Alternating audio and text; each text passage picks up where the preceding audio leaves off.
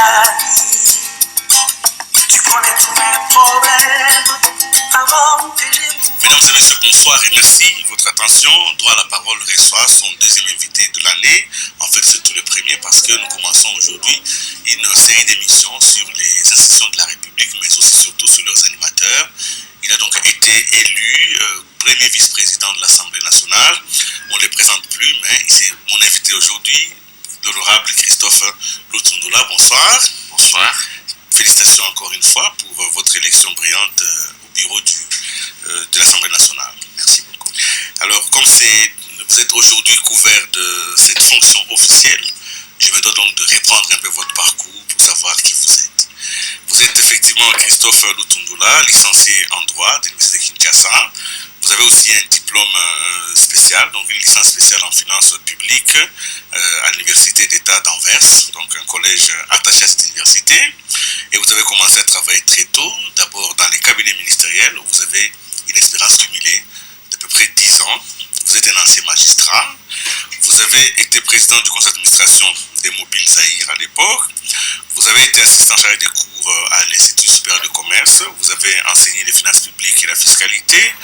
Vous avez été directeur au CCIZ et vous êtes encore directeur à Petro-Congo, où vous avez aujourd'hui qu'on appelle Cohydro. Vous êtes en détachement pour les fonctions politiques. En 97, à l'arrivée de l'AFDL, comme vous n'avez pas votre langue dans la bouche, honorable, vous avez donc été arrêté par Laurent Désiré Kabila pour des déclarations politiques. Vous ferez donc 2 mois en prison. C'est une période que vous parlez, on vous en parlait très rarement. Vous allez nous expliquer pourquoi. Vous êtes resté très muet sur ce passage en prison. Mais vous étiez aussi vice-président de la commission de réforme institutionnelle où vous avez démissionné. C'est une commission qui était attachée à la présidence de la République. Député de la transition parce que vous avez été à Seine City dans le cadre du dialogue intercongolais et vous avez fait 3 ans au Parlement des transitions. De candidat à Katakokombe, vous avez été élu député national. Voilà, mes spectateurs, pour le parcours de mon invité de ce soir. Vous vous êtes rendu compte. Nous allons donc aborder des questions liées au Parlement. Mais avant toute chose, comme c'est le début de l'année, je voudrais donner la parole à Christophe Lutundula pour ces quelques souhaits des débuts comme ça de l'année. L'émotion est encore permise. Bon, écoutez, au-delà de règles de bienséance qui nous obligent à nous présenter mutuellement le vœu, je présente le mien, le meilleur d'ailleurs, à vous-même, à votre famille, à ces dirigeants, au peuple congolais, au-delà de cette sorte de conformisme qui veut qu'on ne déroge pas à ces règles-là. Je pense que l'année 2007, c'est une année au cours de laquelle nous tous, dirigeants comme simples citoyens, nous devons lancer des signaux forts pour dire que nous avons compris ce qu'il faut faire pour notre pays, que nous reprenons le travail. Nous reprenons le travail parce qu'il n'y a pas plusieurs secrets. Le seul secret qui va relancer le Congo, nous redonner, comme disait autrefois celui-là, que Dieu ait son âme et qu'elle repose en paix, nous permettre de retrouver le sourire. Retrouver le sourire, avoir le piode dans l'assiette et faire étudier les enfants et ainsi de suite. Donc voilà un peu comment je vois 2007, une année du démarrage par le travail. Vous êtes un homme politique confirmé, mais l'on peut se demander aujourd'hui, est-ce que quand vous analysez votre propre parcours, il y a les mauvaises langues, les plus mauvaises diront que Lutundula est stable politiquement. Les bonnes langues diront il est fidèle à une certaine pensée que l'on ne connaît pas. Et les gens les plus proches de vous diront c'est quelqu'un que l'on combat beaucoup. C'est comme ça que ces positions souvent sont arrachées de longues luttes. Ces 3 scénarios vous identifient de manière diverse, mais vous-même, quand vous regardez votre propre parcours, et aujourd'hui vous avez quand même obtenu légitimement un poste important, comment vous identifiez votre parcours? Bien, chacun est libre de dire ce qu'il veut. Et ce serait se tromper soi-même que de croire qu'on fait partout, au même moment, et à l'égard de tout le monde, l'affaire. C'est difficile de le dire, et ce serait impossible. Je ne serai pas homme comme vous, comme tous les autres. Moi, je procède du normal,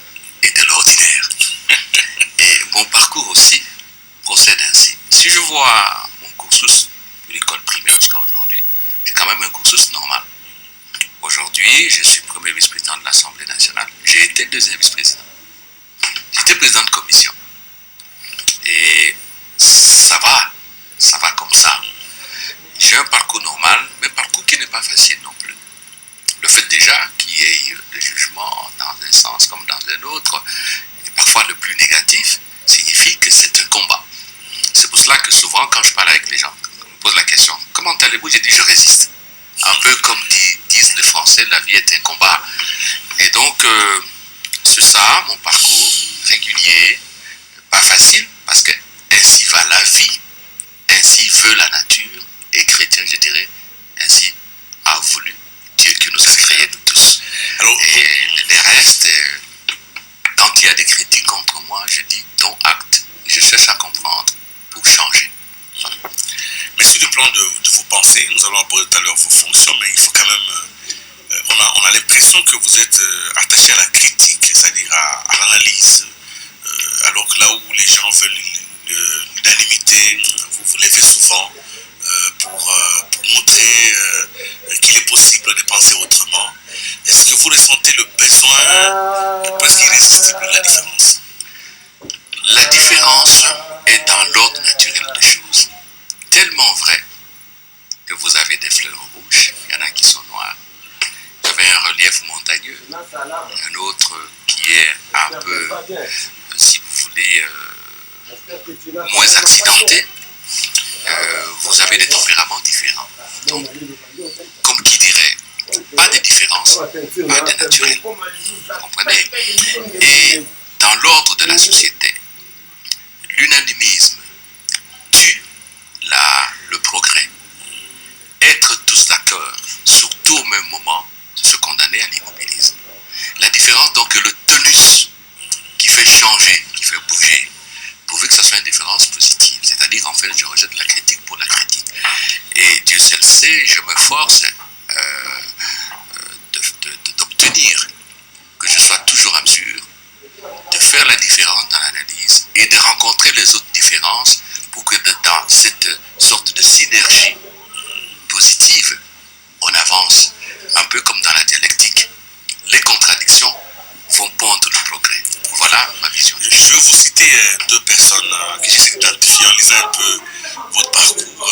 Vous allez me dire dans quelle mesure ces deux personnalités ont influencé votre démarche politique. Et je voudrais citer Monseigneur Mosengo et je voudrais citer Léon Kengwa-Ndondo. Ah bon? Je ne sais pas, on ne vous a pas vu travailler avec eux. L'autre est un prêtre. Tous les mois. L'autre est un prêtre, vous étiez quand même à l'Assemblée nationale. Mais nous sentons cet effort de rigueur de manière permanente, en même temps cette forme de compassion. Ça, c'est mon analyse personnelle. Est-ce que vous avez une lecture par rapport à ces deux personnalités? Je travaille avec mon Seigneur. Un homme très intelligent, un homme rigoureux aussi. Et je vous mentirai s'il ne m'a pas laissé des traces. Quelques traces. Que traces. Il y a quelque part. Teinté d'eau bénite un peu. Il y a quelque part une façon d'être à la Mosengo. Léon Kengwa-Ndondo, je ne vais pas travailler avec lui. Mais il y a quelque chose qui ne vient pas de lui. C'est un jugement qui était fait sur lui autrement par le président Mobutu. Je crois en 82, si je ne m'abuse, congrès du comité central, je ne sais plus lequel, on ne mange pas la rigueur. Et dans le vécu quotidien du Congolais, on l'identifie à la rigueur. Je ne m'appesantis pas sur la manière dont chacun juge cette rigueur. En fait, la vie d'un homme, elle est faite de rigueur et d'austérité. Si vous ne mangez pas la rigueur, si vous ne mangez pas l'austérité, vous allez manger quoi? Vous allez manger les illusions, vous allez manger la pauvreté. Et certainement que le Mobutu ne l'a pas dit quand il a dit on ne mange pas la rigueur pour ouvrir la porte au laxisme. Mais la compréhension que beaucoup de Congolais ont eue de ça, hélas, c'était un peu le laxisme, le désaveu vis-à-vis de la Banque mondiale, du FMI et de Kengwa-Ndondo. Je note que le Ghana, qui s'est mis dans la rigueur et l'austérité, le Ghana a décollé et pratiquement pour longtemps, on le sait. Il y a d'autres pays que l'on peut citer.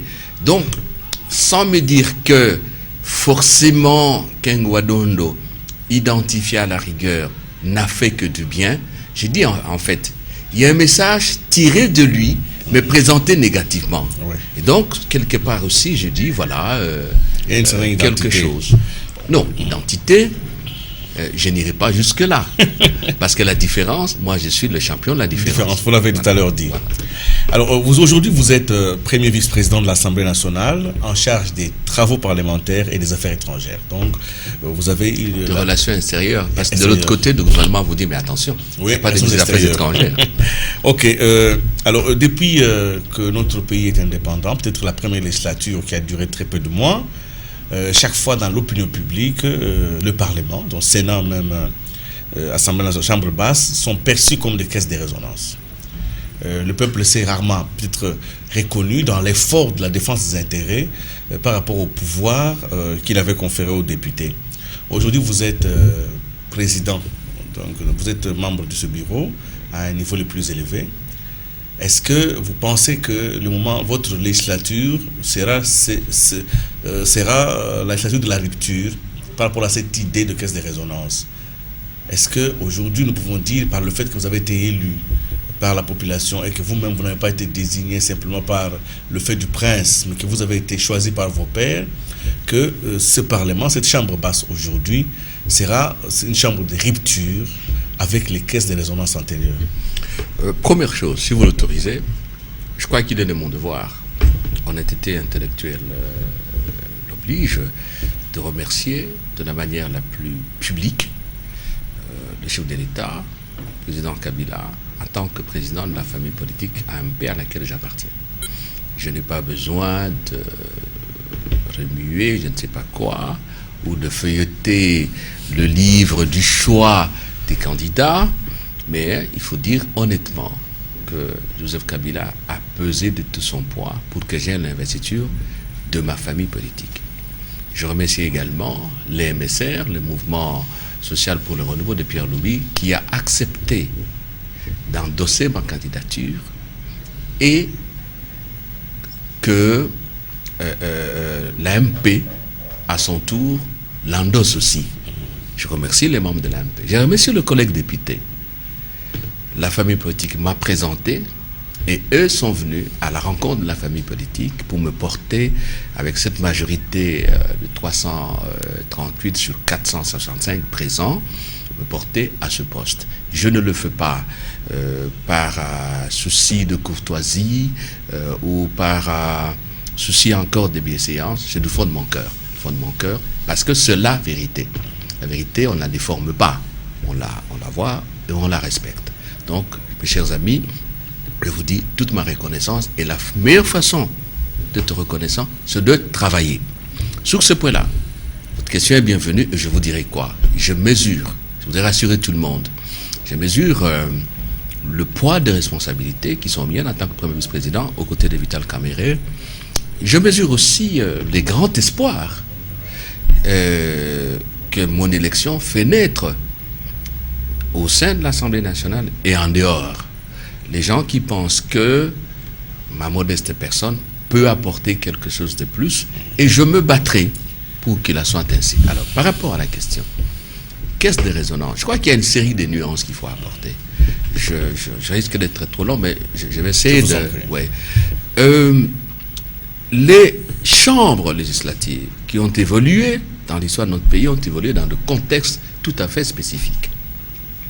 Nous sommes de Congolais, je ne reviens pas parce que ça va prendre beaucoup de temps. Nous sommes marqués par la légitimité électorale, plus particulièrement la légitimité populaire. Du départ jusqu'au moment où nous sommes dans les fonctions, nous sommes dans les mandats de députés. Je ne voudrais pas penser un seul instant que mes collègues et moi-même, nous n'avons pas intériorisé cette dimension légitimité. Et comme je le dis, la légitimité, bien sûr, prise dans la coupe de temps de l'élection, elle peut apparaître comme un instantané. Mais la légitimité s'entretient. Elle est fondamentalement dynamique. Et pour répondre à l'exigence de la permanence de la légitimité, il faut rencontrer la population.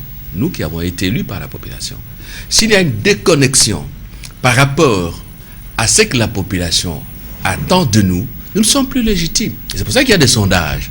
Les sondages sont justement la mesure, le baromètre de cette jonction entre la population et nous. Et nous en sommes conscients. C'est une dimension importante. Deuxième élément, il faut nuancer. Je ne peux pas mentir en vous disant que non, nous allons évoluer à l'Assemblée indépendamment du fait que nous appartenons à une famille politique qui a un programme. Qui a un programme qui doit aboutir. Il faut intégrer ça aussi.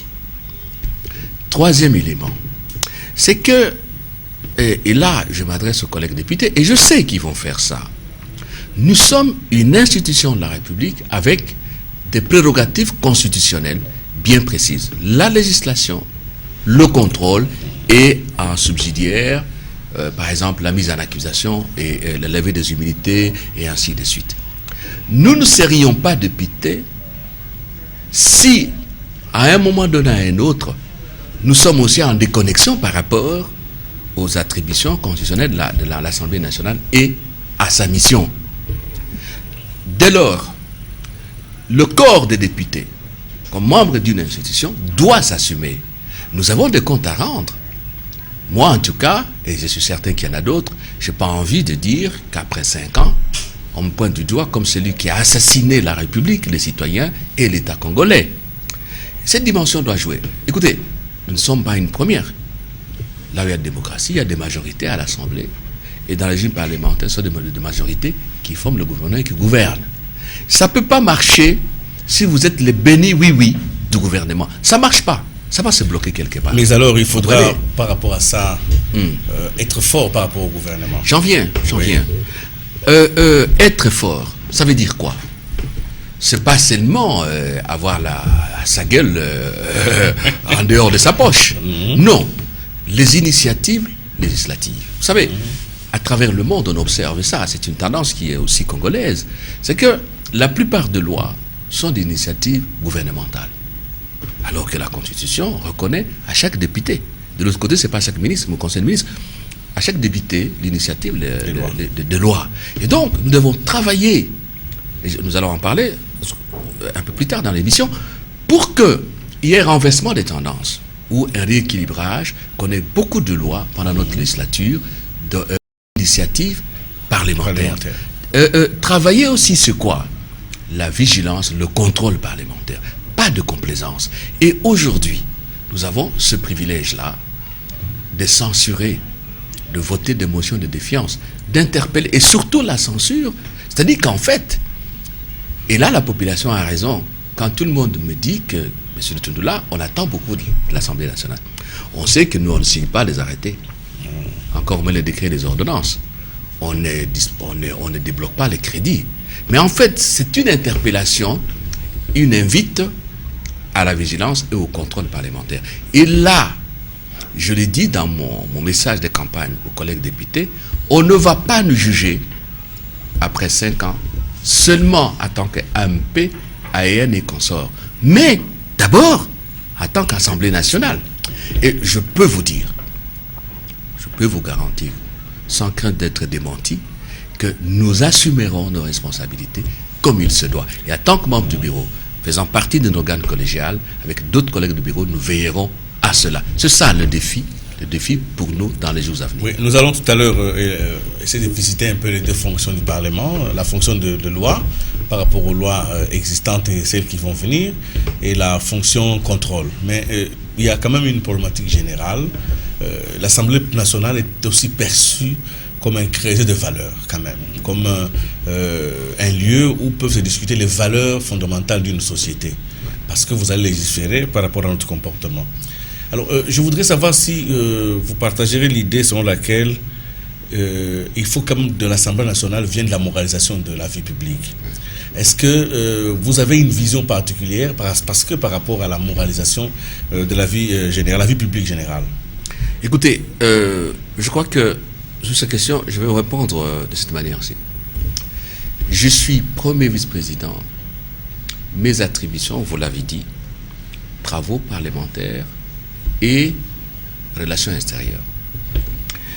il y a un deuxième vice-président qui a le contrôle parlementaire. Et là, donc, je vais vous donner des éléments en tant que député. Je crois que la moralisation de la vie publique, dans le concret, c'est quoi?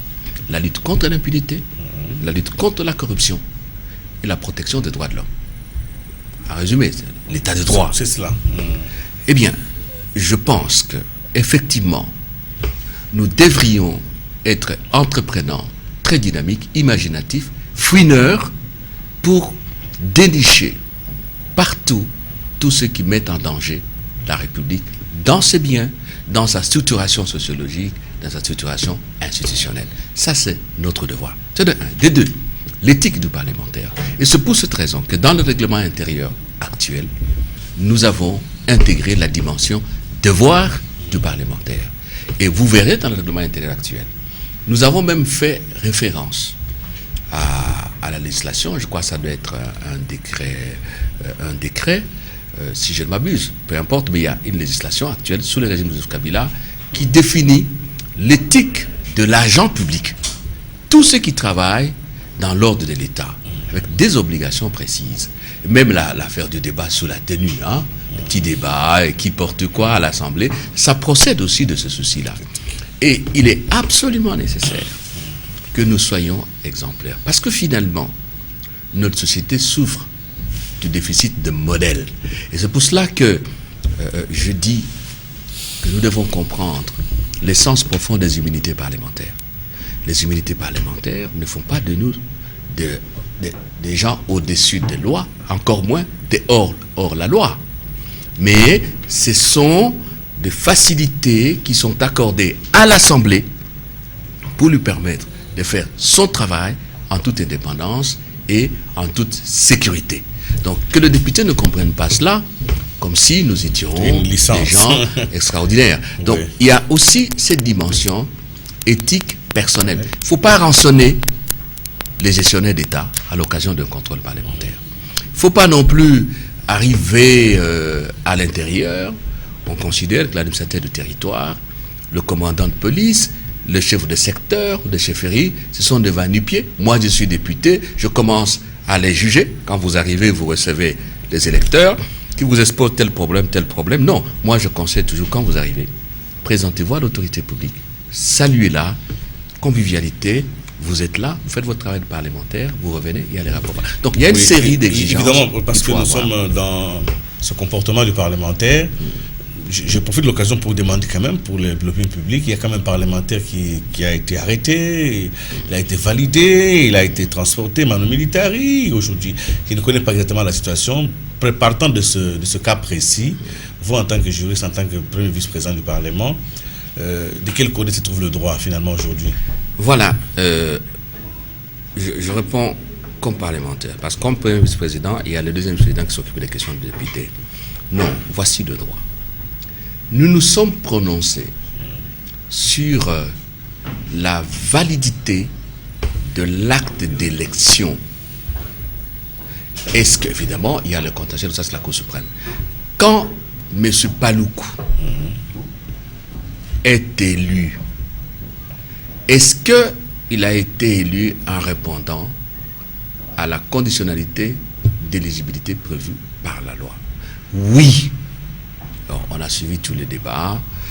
Il a déposé son dossier à la CEI. D'ailleurs, la CEI nous a répondu pour dire, moi, quand j'ai eu son dossier, il était régulier. OK? Maintenant, il s'avère que le collègue fait l'objet de poursuites judiciaires. Que faudra-t-il faire? Et c'est ça le droit.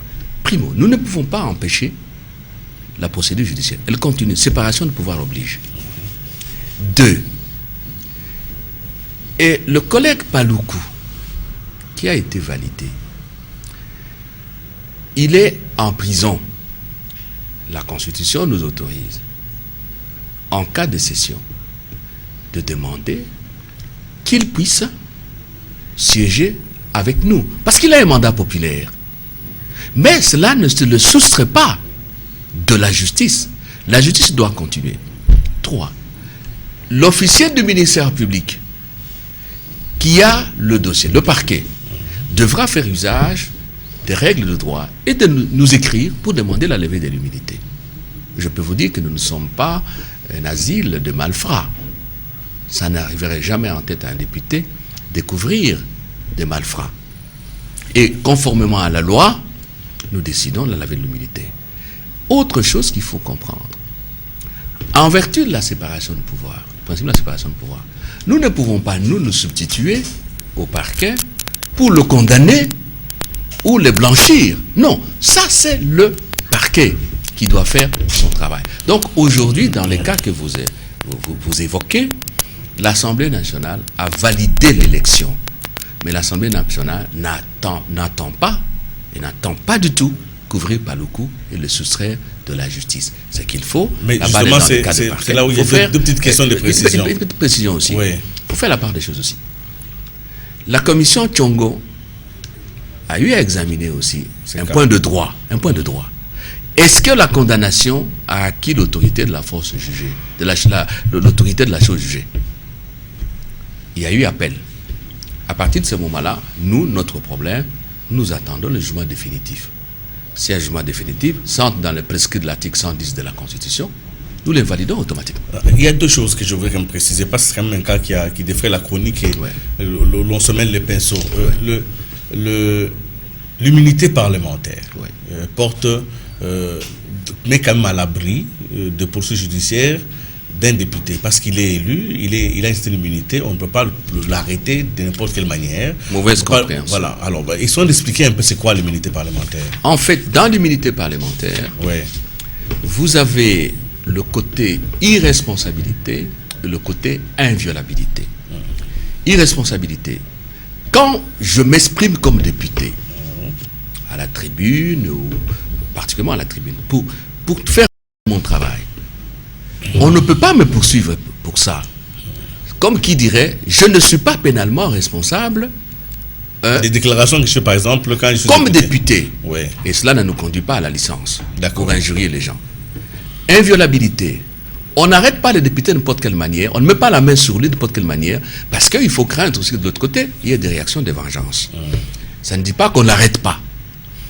S'il est en session, vous demandez la levée de l'immunité. Bien justifié. S'il n'est pas en session, le bureau est saisi et il autorise. L'immunité ne vaut que pendant les sessions.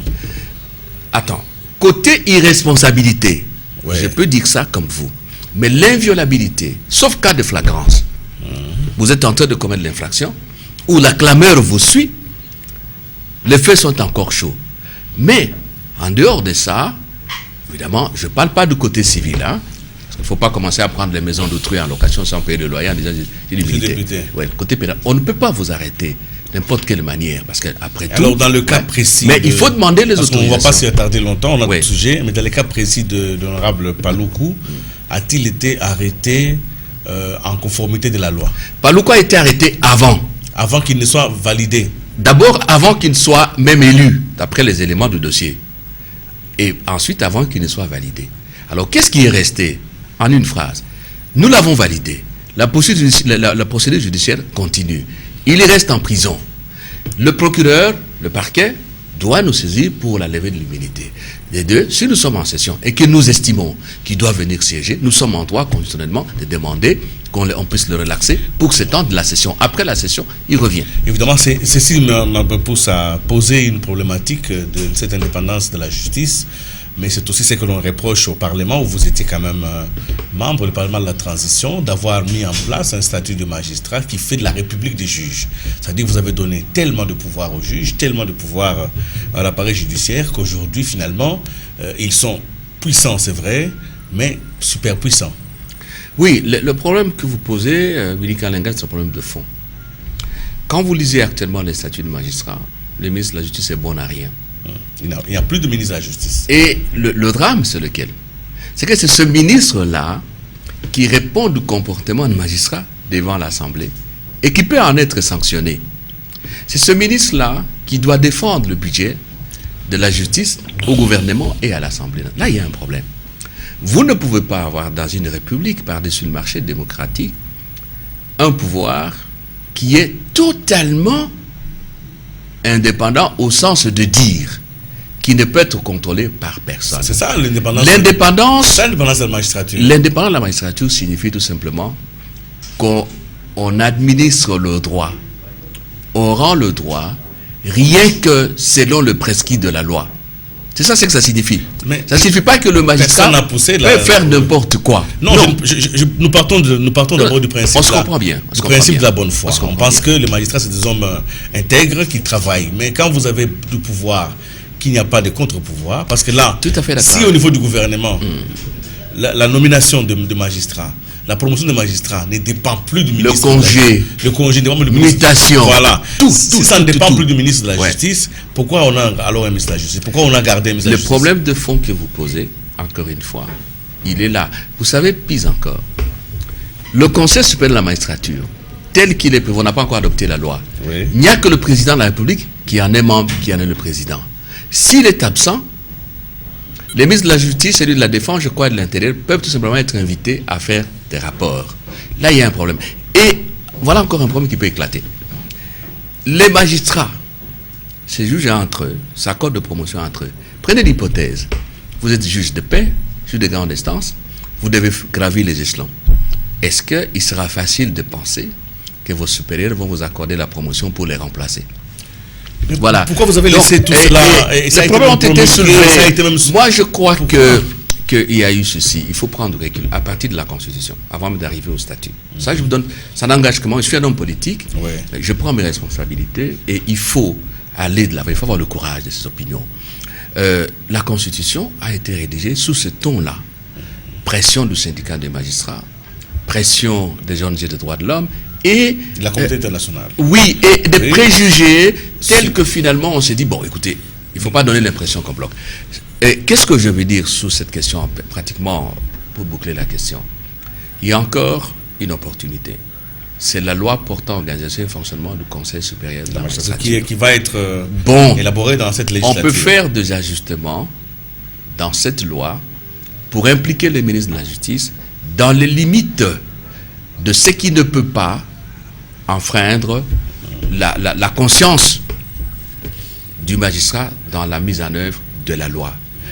Mais dans les limites aussi de ce qui ne peut pas donner aux magistrats l'impression qu'ils peuvent tout se permettre dans une république démocratique. Monsieur Christophe Sundoula, premier vice-président de l'Assemblée nationale, c'est vrai que vous êtes dans un bureau, vous êtes avec les autres collègues, mais j'aurais voulu avoir votre vision. Si vous étiez donné d'imprimer votre rythme à cette Assemblée nationale et de donner un certain nombre de réformes, sur quel pilier vous allez vous fonder?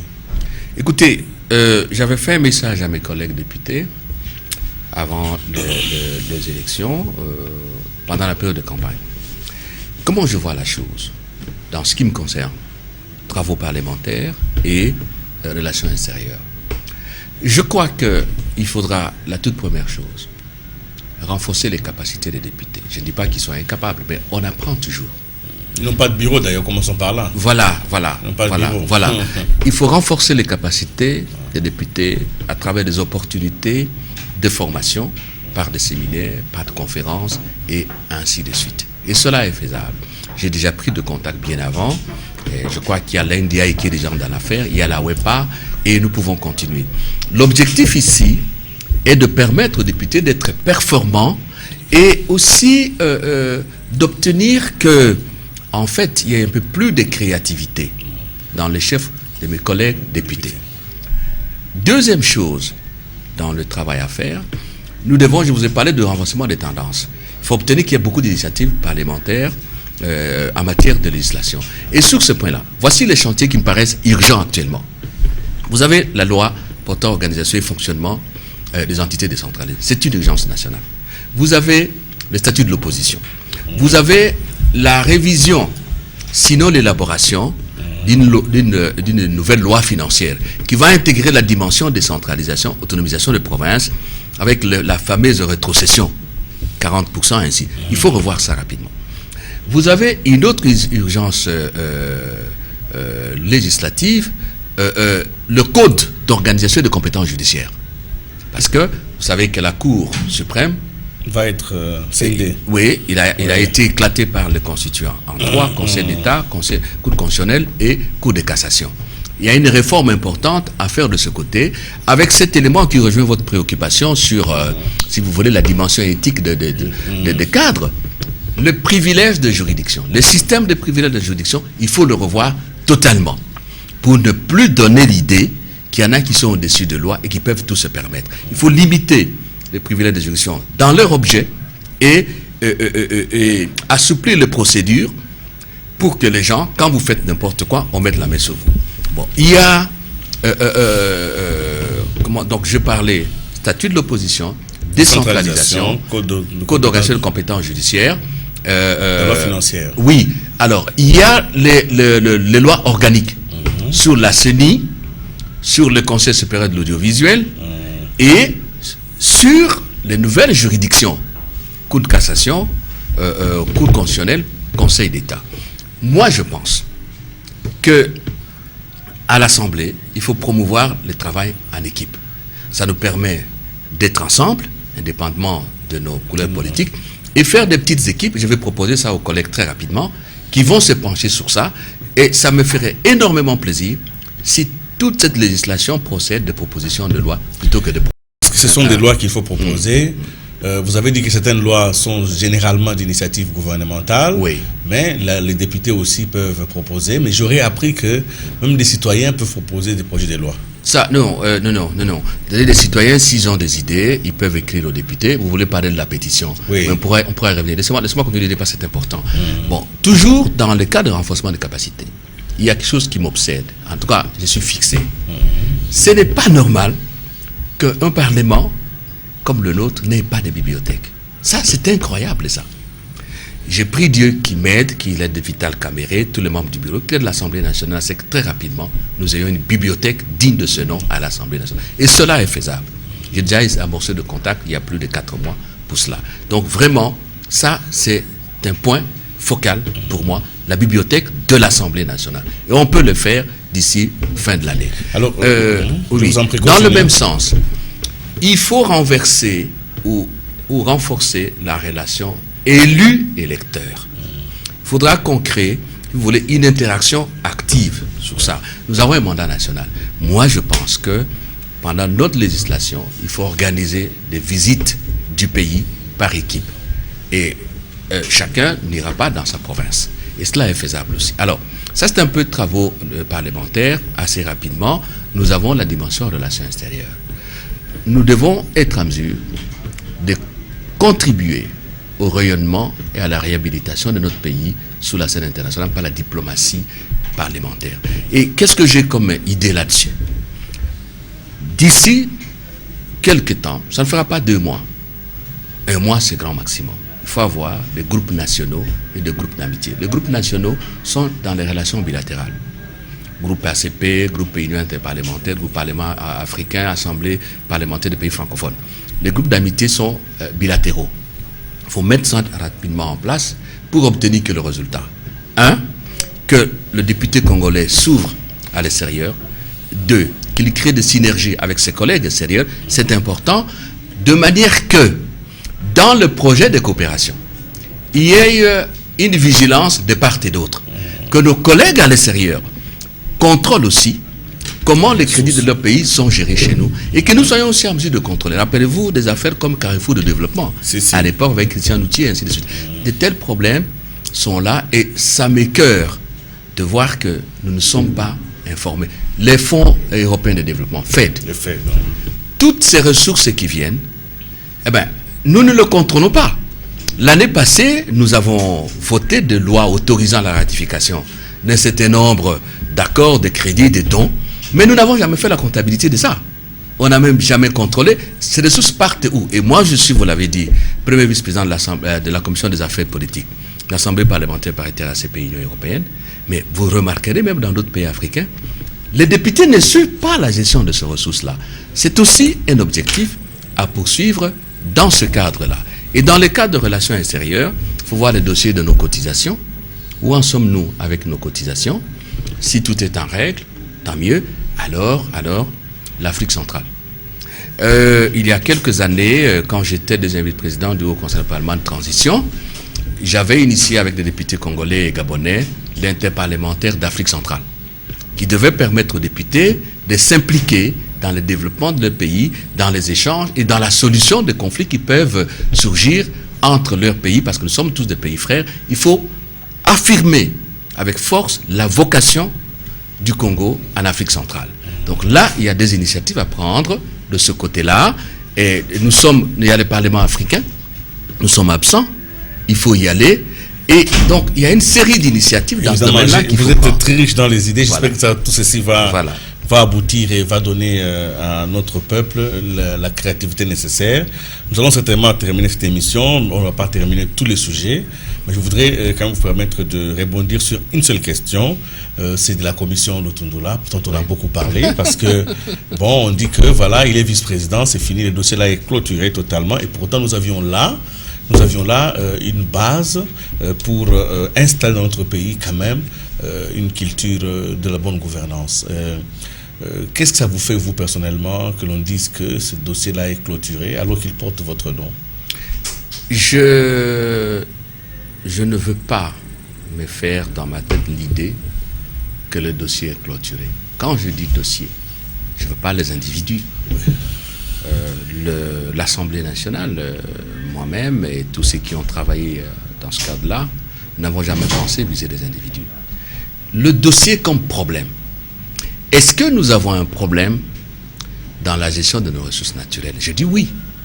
Le problème est là.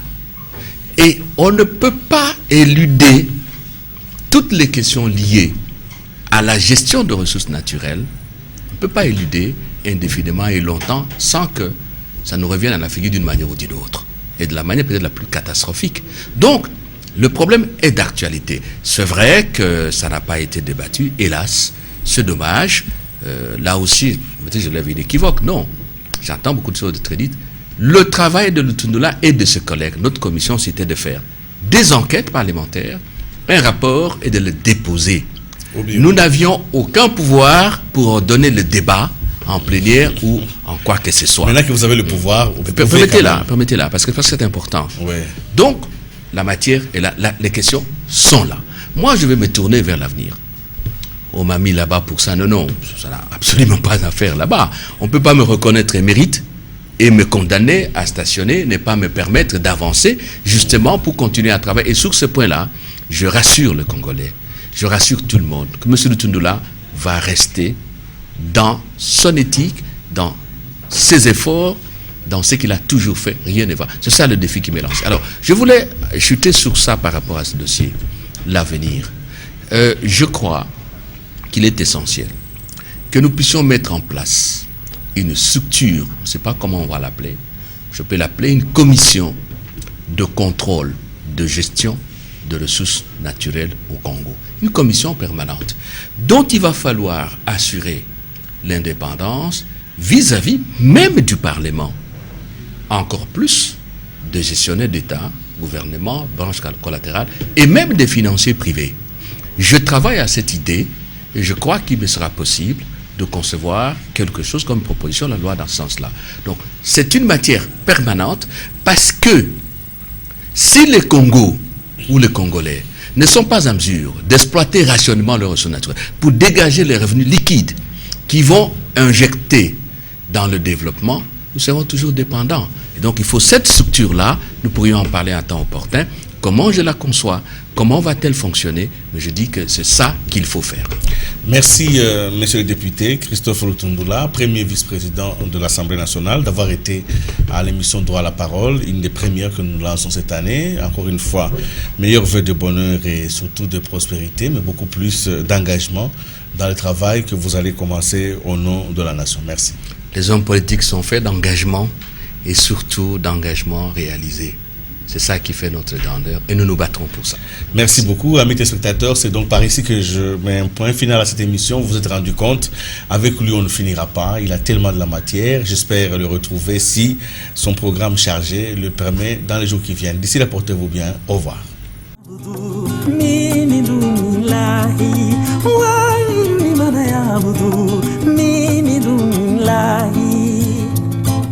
Tu connais tous mes problèmes.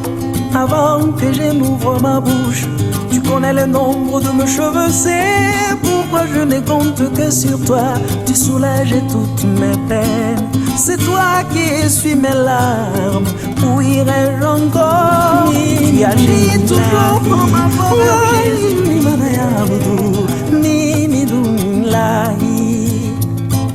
Tu connais tous mes problèmes avant que je n'ouvre ma bouche. Tu connais le nombre de mes cheveux, c'est pourquoi je ne compte que sur toi.